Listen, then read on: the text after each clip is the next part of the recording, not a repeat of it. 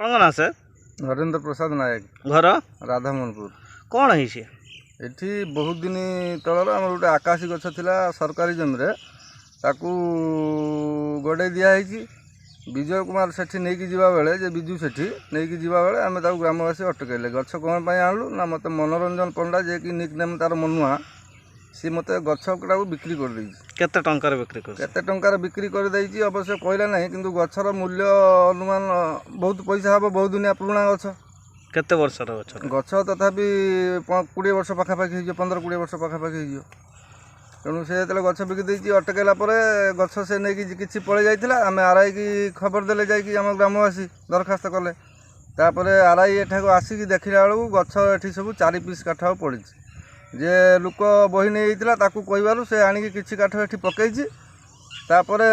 सार कहले ठीक है कौन है न आम बुझा ए बाबदर आम तहसिलदार को जनईचु जे सरकारी जमी गछ जे काटी नहीं आम ए बाबदर सरकारी आम तहसिलदार को जनईचु तहसिलदार सार कहते बुझे बोली बर्तमान किसी बुझा ही ना आप कौन चाहते आम चाहूँ जे दूष कर सरकारी जमी एबर आरआई ठार परमिशन न आनी जे दूष कर कठोर दंड दि जाऊ।